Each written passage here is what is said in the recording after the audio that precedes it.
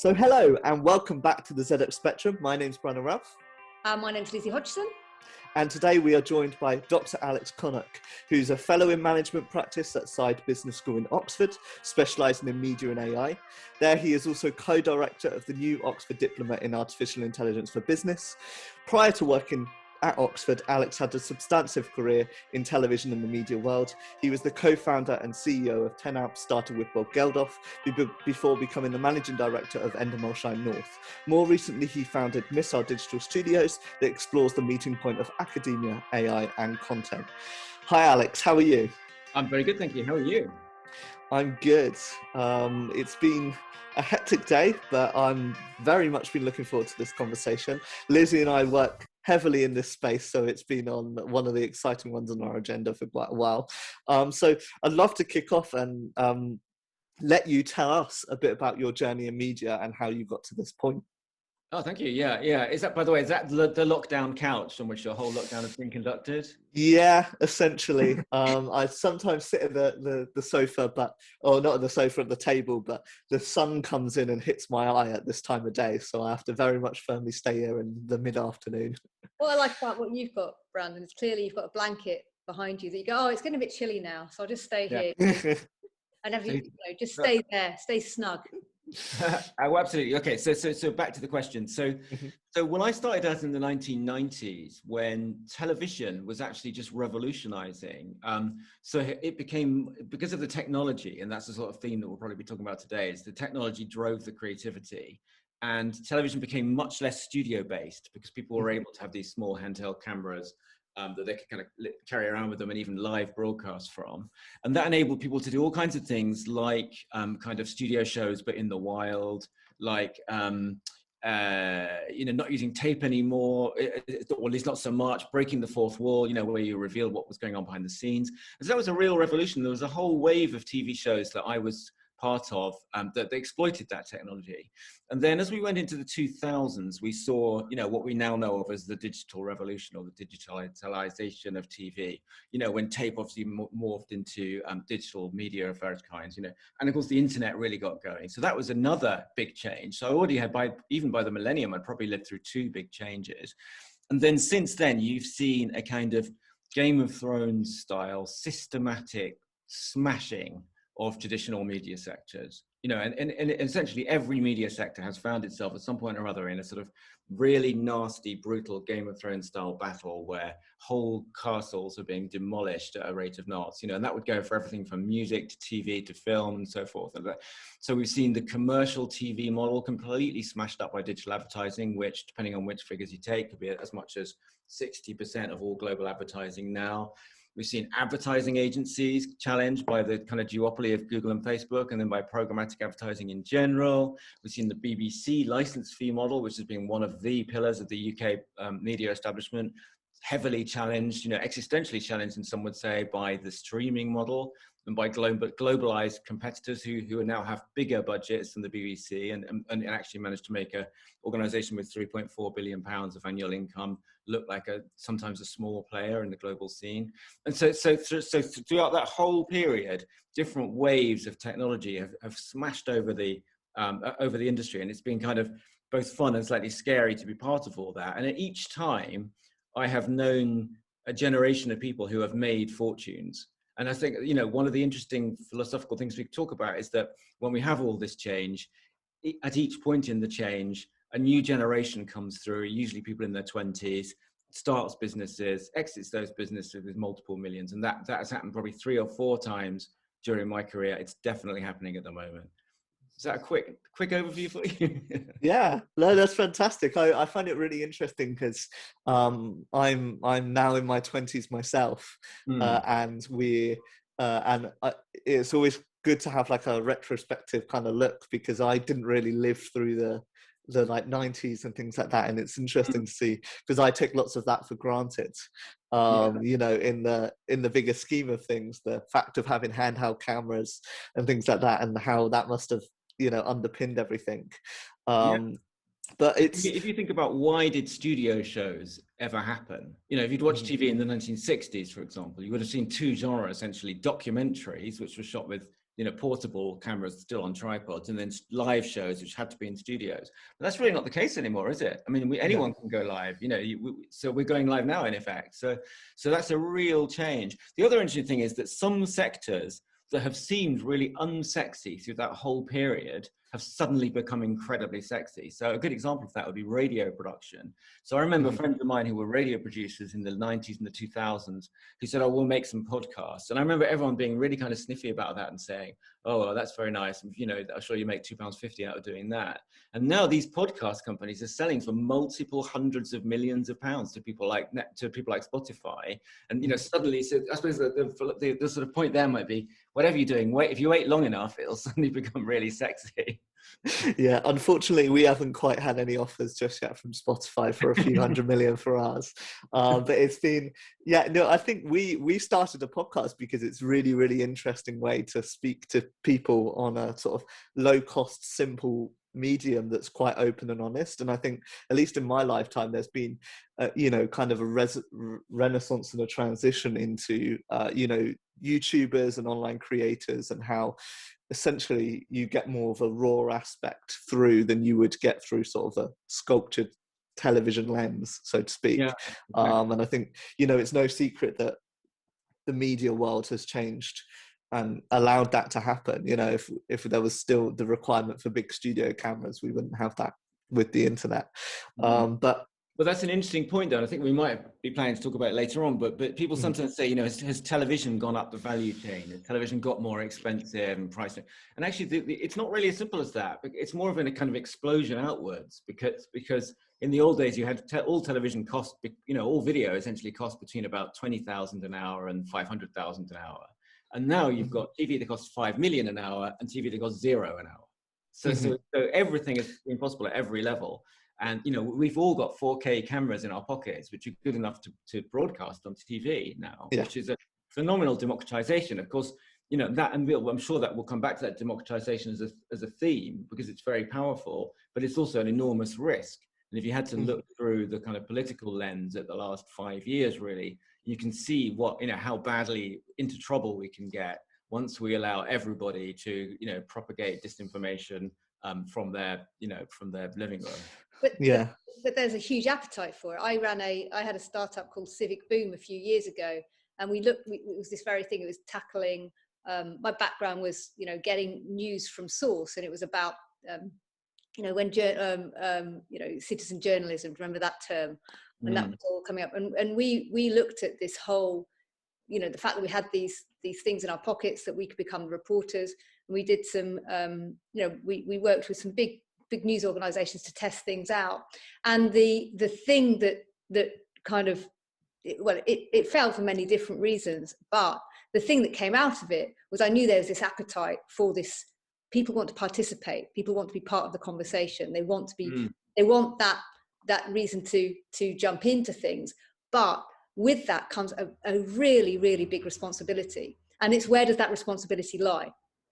And I think that's where we're at right now, is who's responsible for these kinds of, initiatives or platforms or content.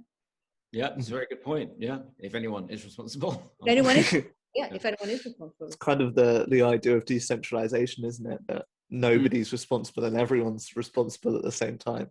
It's sort of pick your word. I mean, what's the word? Disintermediation is another word that's come up a lot. So no longer is it the case that if I want to get into the popular consciousness, I have to go via the TV commissioning editor, which would have been certainly in the 1990s and more recently than that.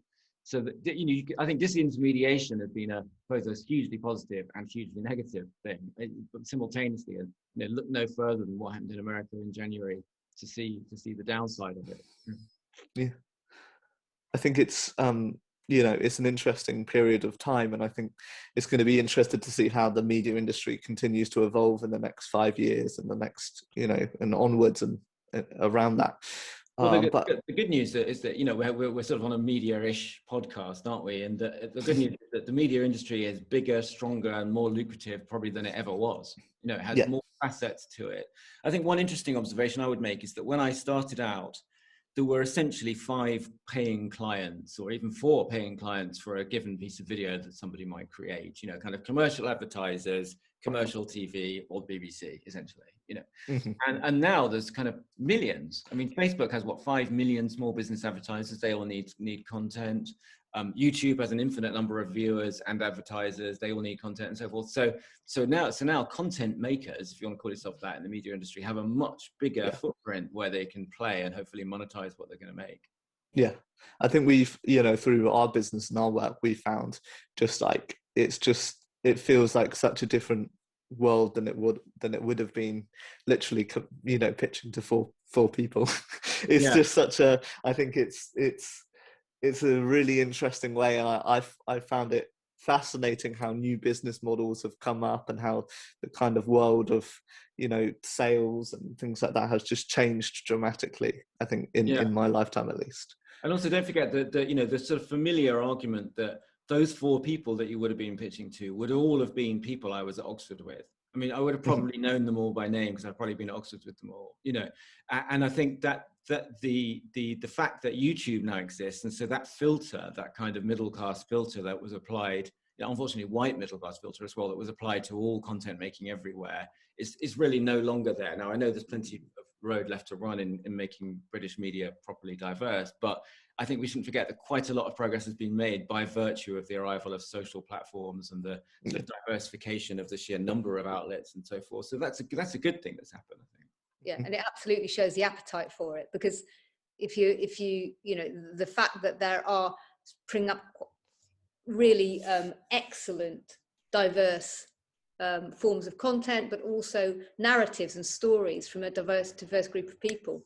There is that appetite for it, and the narrow view that some, you know, previous commissioners might have had is actually being really challenged now, because people themselves, you know, there will be people can start things up themselves and be a challenger. It might not be the big, you know, the super killer, but it can still challenge.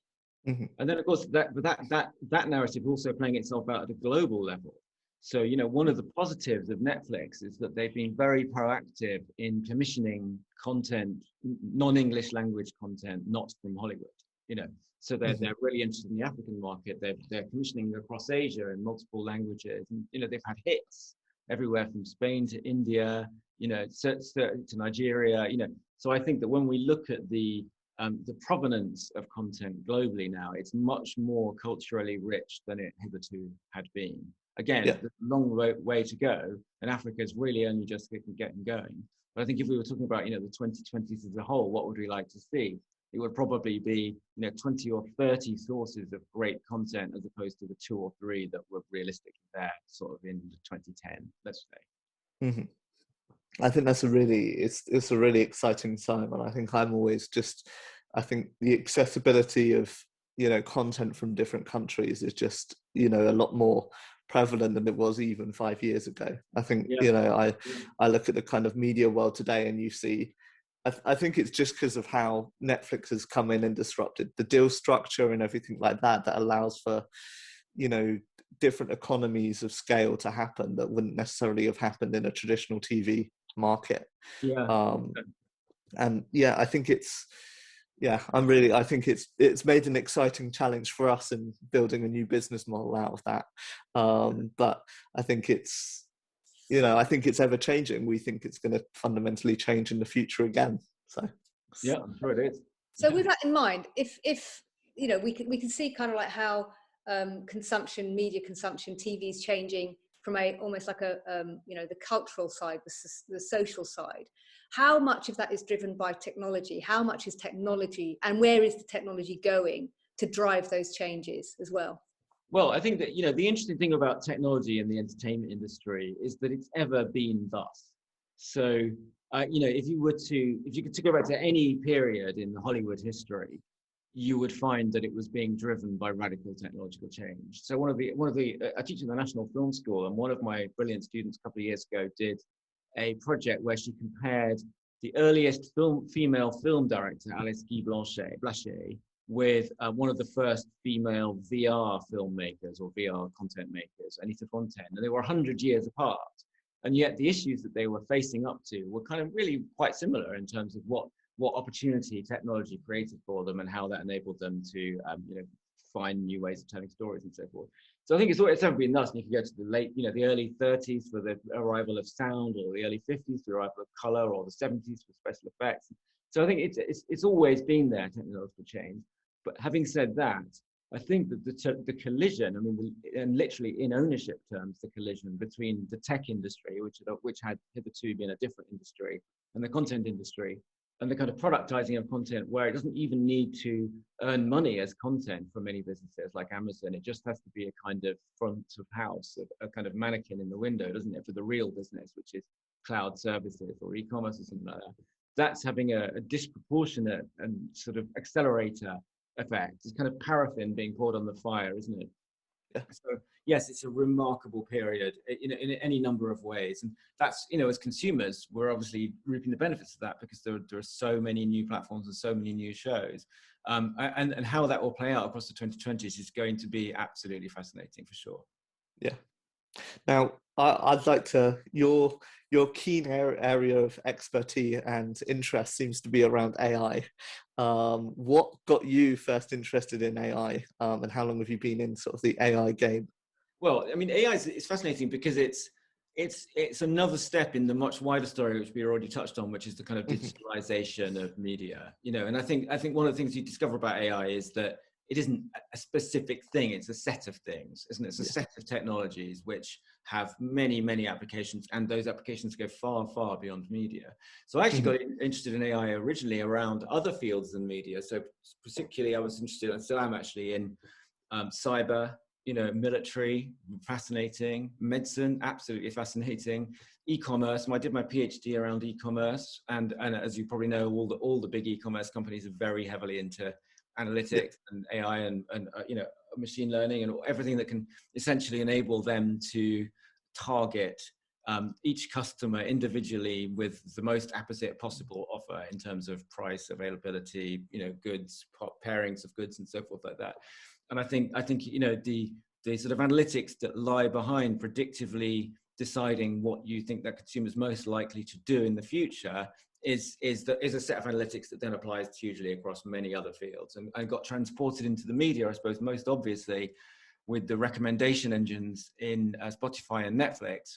And it's no accident that those two platforms, each with the sort of category defining use of AI, are also the category defining applications, in the sense that, AI is what makes Spotify, because it has better recommendations than any other music platform, and therefore infinitely more scale, more relatability, and so forth. So I got interested in AI via the bigger topic of AI. But once you start digging into media and everything that we've talked about so far, right the way from news journalism and disinformation on the one hand, right through to virtual production on the other, it's absolutely fascinating, because there's scarcely a corner of media that's not being impacted. And so, for example, I'm writing a book at the moment, a textbook on the media and AI, which is, sort of quite an interesting basic thing to do, but really hasn't been done actually. And I looked at 38 segments of the media, and you could say there were 42 or 31 or however, but I picked 38. And in every single one of those segments, it was quite obvious as I was scripting this book that the basic business model of that sector has been changed and will be changed further by artificial intelligence. So it's not something you can disregard. It's not something marginal. It's not a fad. It's something that is here to stay and is only going to have more and more significant impact, both on the business model and, in fact, on the creativity itself, which is something we could talk about. I'm sure we will talk about is, to what degree do we want AI to be involved in the sort of filtering and creation of content itself? And that's a huge question. I think AI was one of the key areas, wasn't it, Lizzie, that got you and I interested in the media industry and how it could be used and how it could be applied. You've just mentioned a couple of very interesting things, but I would say the one that stuck in my mind is about how can we use AI in creativity? And we've been playing around with some different ideas around that. I'd love to hear what your sort of take on it is. Well, funnily enough, I was just reading a special report from Variety magazine written a couple of months ago, and it starts with the quintessential Hollywood quote. William Goldman is a screenwriter who wrote Lord of the Flies. I think he did anyway. No, he didn't. That was William Golding. Sorry, no. But anyway, he's a screenwriter, very famous. He wrote Chinatown, didn't he? But he said, in Hollywood, no one knows anything. And the point being that at the moment of creativity, it's actually unknowable. There's no set of metrics that could tell you truly whether or not that project is going to succeed. But actually, in Hollywood now, there are a number of apps, for want of a better term, which would pretend that they actually can tell you whether that content is going to succeed. So there's Scrapbook and Synalytic, both of which will read scripts. So the machine reads scripts and give you an answer as to whether that script is likely to succeed in the market. And they would claim accurately predict the commercial revenue that script is going to achieve in the market. The same is true across music. There's many examples of software in the music industry now which would claim to be able to listen to songs and determine whether they're likely to be hits and so forth. So AI is being proposed as a kind of filtering tool to enable people to decide which projects get greenlit and which not. And that's a very political issue in Hollywood, because producers, in the widest sense, have always thought that was their stock in trade, and still do think that. And so you've got an interesting dichotomy there between the technology on the one hand, which is already being used to road test the commercial viability of projects by Netflix and Amazon and so forth like that, who are obviously using all the analytics they've got to try and judge which projects to invest in, whether that's then applicable in general across the whole field of creativity, is a huge question which hasn't yet been answered, but boy, it's going to be a big one. What does that mean for artists and creatives and the creative industries and the human side of it? It can be very powerful. And so on Spotify, if Spotify has 300 million odd users, and it's using its machine learning to know the taste of all those users, and a new artist comes along, and Spotify is able to accurately put that new piece of music into the recommendations to top, whatever it's called, pick of the week, whatever they call it, of those, then that can be a hugely powerful tool. And I think I heard yesterday that to be on the playlist of the day, I forget the exact name of that playlist, but on Spotify is worth $180,000 in marketing terms. So Lizzie, to answer your question, it can be a very powerful distribution tool, because this is digital marketing, isn't it? Ultimately, in the same way that Boohoo putting the right advert into your into your feed for the right dress because they know what kind of dresses you bought before. Same can be applied to music. We already know from Netflix that the recommendation engine is highly powerful. I was reading the other day that Netflix are now not only personalizing the imagery that you're shown from any given program that's put into your feed, but now they're considering using AI to make bespoke trailers for each of their 170 million users, whatever it is, so as to put the most apposite possible video trail into your feed. So these distribution situations offer huge advantages. But of course, to sort of answer the implicit question you're saying, they also create implicit risks, which is who's doing the filtering, what's in the black box of the AI, what's it making its decisions based on? That's exactly it. Yeah, is it racist? There could be biases because the person who's actually doing the developing, the person that's actually building those systems could have biases, unconscious or other. But also, interestingly though, you could look at it, turn it around and say, well, if we've got all of these, we know that there are these multiple different niche markets. So you've got these diverse audiences that want, an audience over here might want something quite diverse to the other audience this side. There could be a wider opportunity for content, because we're not doing one size fits all, because that won't necessarily work for 1 million, 2 million, 3 million, 10, 20 million people who have a particular interest in a particular subgenre. Yeah, well, I think that's really, Brandon's initial question is kind of what's changed in your sort of lifetimes that were in media. And one simple answer I could have given would just been the long tail.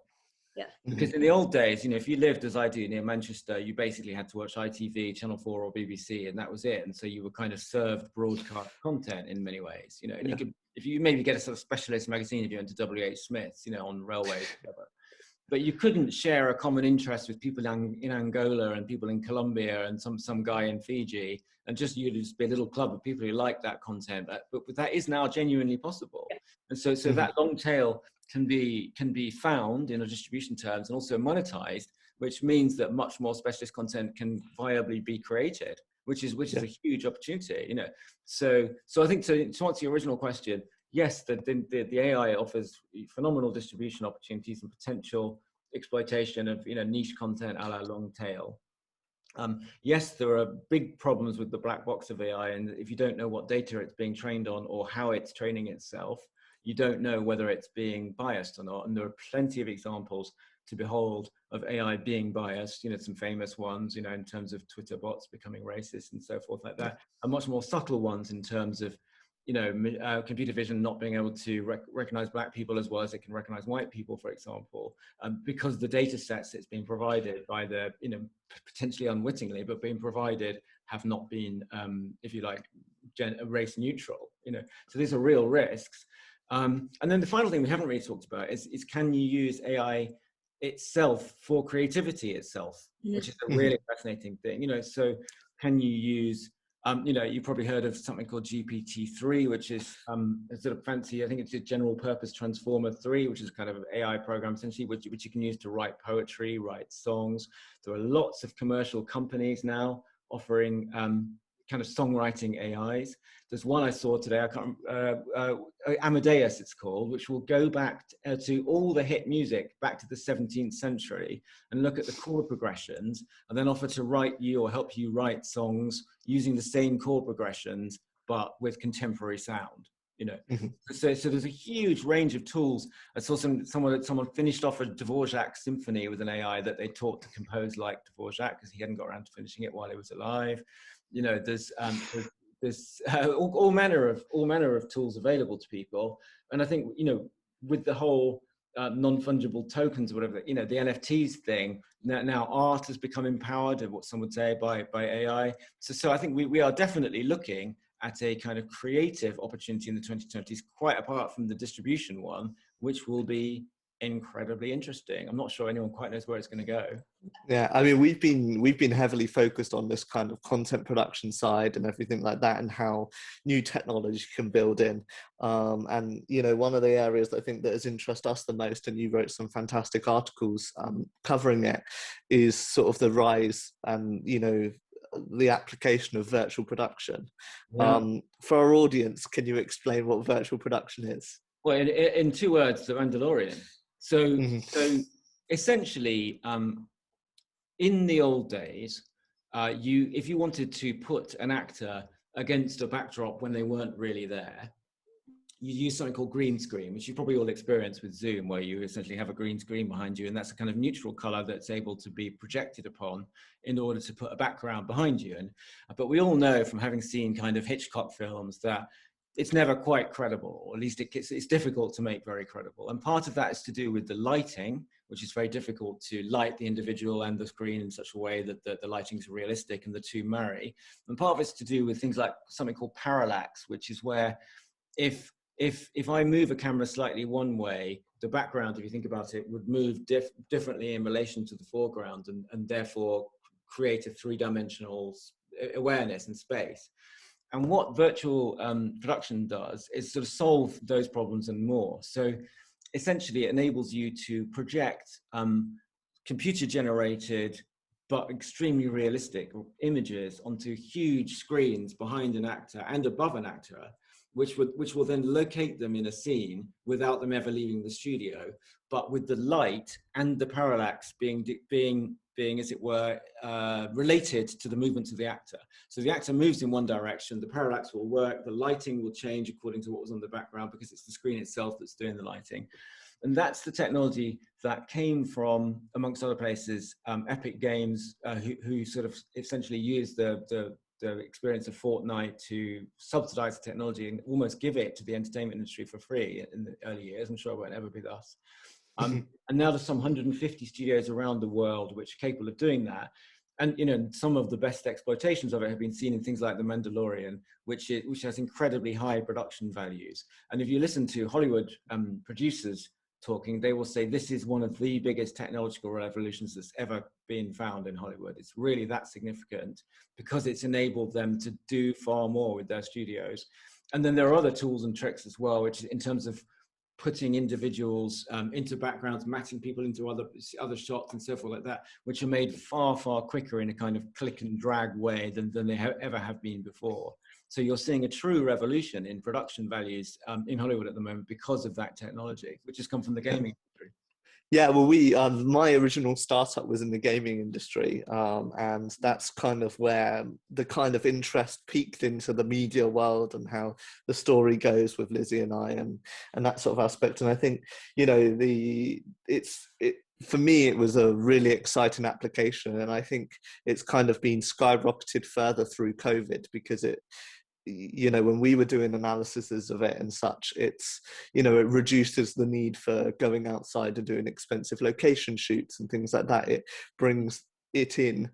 And do you think that there is going to be, obviously right now, The Mandalorian was an extremely expensive production. I think it was around $10 million an episode or something like that, if my memory serves me correctly. But do you think methods like virtual production and such can actually reduce the cost of content? Or do you think it's just going to continue to propel content upwards?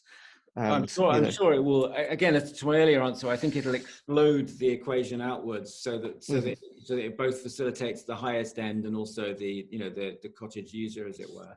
And I think all the technological change we've seen hitherto has done that as well. So I think we can see it being put in the pocket of the everyday producer, absolutely, on their phone. Yeah. Because that's what we found really, really interesting, because obviously, you know, right now it's having its sort of renaissance in sort of Hollywood, but I'm part of this like Facebook group that's all around sort of the Unreal Engine and how they're using it in virtual production. And every day you see a different studio in a different country. You know, some people are literally in their bedrooms building virtual production setups with their televisions. I think it completely, I think, changes the kind of cost equation of what you could produce at the lower end, for sure, because it gives you kind of an infinite world to shoot out of. Because the other thing we haven't talked about, we talked about the backgrounds, we haven't talked about the foregrounds. Yeah. Because to that cost argument, now those technologies are also being used with kind of meta-humans, or whatever your catchphrase is, where totally fake individuals are created, but with extreme verisimilitude. I mean, you just can't tell the difference. Both as stills originally, but now also as video. And there's a couple of great videos online. If you just search meta-humans on YouTube, you'll find them. And what you've essentially got there is a kind of, to put it in facile terms, a kind of human Photoshop, where you have some sliders where you can create an individual, then age them up and down, change their ethnicity up and down, and so forth. And if you go back to that cost question you asked, for instance, in the world of advertising, you know, companies are considering whether, when they're doing a shoot, they could have 10 different actors for 10 different target audiences, but with the same shoot, and none of those actors would actually have been real. Yeah. So I think it's almost scary how good. I think the rate at which technology has changed in the past few years. I think it's almost scary how quickly. I mean, when the Unreal brought out the sort of meta-humans, I think it was a few months ago now, to me it was like, oh my gosh, we're at this stage already. Yeah. Do you think, though, with that, you've got the meta-humans and you've got the humans, do you think that there will be in time an appetite for real human content, you know, so that people will pay a premium maybe for real content? You know, I'm being serious, because it's the original, you know, it's an original thought, it's an original thing. You can create a meta-human, but the human is the original. And I'm just thinking about this because of our experiences with, you know, the lockdown this last year. We've all been behind the screens. Our engagement with online events, things like that, isn't the same as real world. We are aching to get out to the real world. You know, Glastonbury is my mecca, right? Because, you know, I've got that for next year. And I'm just wondering whether that actually, you know, whether we'll find that there is also an area, a niche for real human. There'll be a kind of like we want the real human. We want it produced by humans. We want it created by humans. And that's replaces it, but it says well as. That's the kind of analog movement, isn't it? You know, it's definitely a place for it. I think there are infinite sort of dimensions to that question. So, you know, I think with the famous Turing of imitation game fame, you know, had the Turing Test, which I can't remember exactly what it was, but it was essentially if I have a conversation with the AI, can I tell whether it's an AI or a human or not, essentially? Yeah. And I think one interesting answer to your question is, when do we think there will be, if you like, video bots which are so true to life that you can't tell the difference? Funny enough, one of the things I was thinking the other day was, could we do a blind date show where you essentially have a human with 3 potential dates, like in the quintessential blind date format, but only 2 of them are actually real humans. And if they pick the right one, then they get to go to the island, or whatever the island's called, forget now. Fernando's. Yeah, exactly. but that's kind of the Turing test, isn't it? So I think all these dimensions are, quite dystopian, can probably have upside and downside, and they're going to be with us because you can't uninvent these things, and just on that other question, so in terms of sort of using fake humans for, if you like, human roles in the media, of course that's already being done. So people like the Associated Press use bots to write articles now. Yeah. So for the more mechanistic style of kind of financial reporting, it's often done by bots or AIs or whatever you want to call them. So I think this is with us, and I think it will probably continue to be with us. I don't think it's something to be afraid of, but it is something to consider because it is really radically changing a lot. Yeah, I think it's just been so I think interesting just to see what the potential of it is. And I think we sit in meetings every week, don't we, Leslie, and we're coming up with new concepts and new ideas. And I sit here going, would an AI be able to do this quicker and give us a year's worth of ideas in 10 minutes? Well, yeah. There are, I mean, we haven't talked about this actually, but there are certain mechanistic things in media production that AI is just fantastic at. Yeah. So, for example, anyone's ever made a TV show knows that you get all these rushes, you've recorded all these interviews, and then you don't know what anyone said, so you have to employ someone to transcribe it. Well, they used to, but now it's a drag and drop, and the AI will do it in 5 minutes. It's the same with imagery. You have as a TV production company, you have shelves full of drives with what they call GVs on, or views, general views, I think it stands for, where that you've been to New York 5 times and got five different shoots worth of shots of New York, but no one knows where they are. Again, AI can just crawl through that, and you can just hire supercomputers by the hour that will just look at your rushes and tell you what's in them. So some of the sort of mechanical process of making media has become more fun, basically, because some of these really rote tasks have been removed, which is great, actually.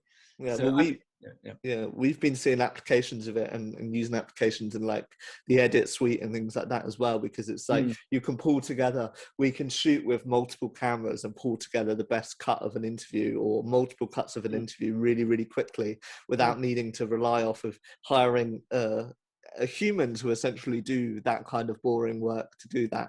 And although I would say right now the technology isn't perfect, it is getting nearer and nearer and nearer in terms of how in kind of sharing your vision of what you want for the future. That's interesting. So you could have a studio set up with kind of 6 fixed cameras, if you like, and then you could say, rather than a sort of Photoshop or Premiere Lutz type of way, you could just say, I want this edited like the MTV Video Awards, or I want this edited like a news broadcast, or I want it edited like a 1950s broadcast. And it would just do a different edit style for each one, which would be pretty easy to do, I should imagine, but really, really useful again. I suppose from the perspective of broadcast or creative workers, you have to say, what are the jobs that are going to be unique, if you like, and what are the jobs that are going to be under threat? And I think, going back to your earlier question, I would like to think that the jobs that are going to remain unique are the ones that really require that creative leap. I heard one of the bosses of Netflix the other day saying there was no predictive analytics that said that a series about a female chess champion would be a global hit.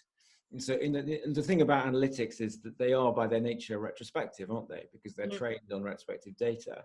And so to go to your question about what's the continuing role for the human, you could say, well, it's the role to take the imaginative leap that couldn't have been spotted in the data. And I think that's what it's. Obviously the technology excites me, but also that element also excites me, the element that we can still surprise, and it's not we know that even back down to was it ABBA who you could take their songs and put it down to a mathematical formula, so they probably didn't realize they were doing it, but there's there's formulas. We all know there are formulas. There's a story arc. We know that we know that there are these rules that apply. So they've always been there. Shakespeare was the genius at it. But what excites me is that there is this, I'm excited about that collision of the human and technology. And it's not that one's better than the other, it's actually what can be achieved together. And that also these wonderful surprises can come up. The Queen's Gambit was one of them. I bought a chess set because, I was bought one for Christmas because I enjoyed it so much. Never would have thought that I would be in possession of a chess set and actually enjoy it because of a TV show that was made because nobody thought it would, it's magical things like that. Actually, well, chess is a good example because I think DeepMind, which is a London-based AI company, I think they tried human versus AI and the AI won. And then they tried human plus AI versus AI, and the human plus AI won. And I think that's a sort of metaphor for how the 2020s might go, actually. In other words, the combination of human and artificial intelligence will outperform artificial intelligence. Mm-hmm. Now, my final question, because I'm aware of the time, is, and it kind of links to the excitement I feel like we're all sharing about the media, the media space of the future. Which media company excites you the most right now? Yes, you asked me this question in advance, and I was thinking about it, and I think I'm going to give you a sort of tangential answer, which is that I teach the marketing course at Oxford. And I found, as you probably know, because I think you've done it too, that it's quite a sort of conversation-based teaching style in business schools. And you ask a question and then you get answers back. And I found myself banning the FANG stocks and Spotify as answers, because otherwise, whatever question you ask, like who's good at customer service or who's got the best customer lifetime value, any question you ask, someone would always say either Amazon, Facebook, or Google, basically. And so I banned the FANG stocks and said, all right, I want examples from around the world. And it was absolutely revelatory, because all of a sudden people were saying, well, there's this company in Indonesia and they're doing this, and there's this company in Nigeria and they're doing this. So I think to answer your question, what media company most excites me, it's actually, the South Korean company that created the Masked Singer format, or the Nigerian company that's going to make the hit for Netflix. In other words, it's the companies that are coming from, if you like, non-traditional places that are going to really shake up the content world in the 2020s, rather than me saying it's Warner Brothers because they had the guts to not put their movies in cinemas for a year or something, which are essentially kind of quick commercial decisions. I think that what's really going to inspire us in the 2020s culturally is content that comes from places that we weren't getting content from before. Yeah. And that certainly, for me, that excites as a consumer, that really excites me. That really, it truly feels that things are opening up, and it's exciting for those, particularly Africa. I think Africa's a really fascinating, potential market. I'm really excited to see what comes out of Africa. Yeah. Well, thank you for your time today, Alex. Where can people find out more about you? So I think LinkedIn's a good place. You just look me up, Alex Connock, that's Connock on LinkedIn. That's the best place. I find I sort of opted out of a few of the other social platforms because I found them, that the whole argument of last year got too intense. I just didn't want to read all that stuff anymore. So what I like about LinkedIn is it's just all positive and happy. So LinkedIn's a good place. Everyone's always sharing their great news, aren't they? Yeah, it's never like nobody's like, oh, I lost my job. They're like, no, I got a new job. Yeah, they're always humbled to say, when they're anything but humbled, and they're just posting. But at least they're not being mean to each other. And I think, that the reason I kind of left Twitter is that I just couldn't bear everyone being mean to each other all the time. So I would love to hear from people on LinkedIn. I'm always happy to hear from people. So and I would say, and from our research and everything, I would strongly recommend everybody to give a read of your articles, which are on the Oxford Side blog. They're really, really interesting and insightful if you want to learn more about the space anyway. It feels like I spent months and months and months researching, and you compressed it all into three articles. I think what's good about this subject is that everyone, we could go down the street in Bolton and ask anyone in the street and they would know about all of this. That's what's wonderful about this topic, because everyone knows what Spotify is, and everyone knows what's on Netflix, and everyone's seen the Queen's Gambit and so forth. So I think there's the sort of cultural common denominators make this a really, really good topic for discussion, actually. And I also think I do some work around getting young people into the creative industries. I'm on an advisory board for a particular initiative. And that's what excites me, is that because it's part of the conversation, because everyone can relate to it, I think for the creative industries moving forward in the UK, it's a hugely exciting time. So long as the opportunities are there that they can open up and, you know, obviously get the diverse voices in. But it's really exciting time for all of us. Well, thank you very much for having me. Yeah, thank you. And Lizzie, where can people find out more about you? Just find me at lizziehodgson.com. That's it. Yeah. And you can find more about me at Brandon Ralph and everything called brandonralph.com. Thank you for listening, and we'll see you all soon. Thank you. Thank you. A Studio B production.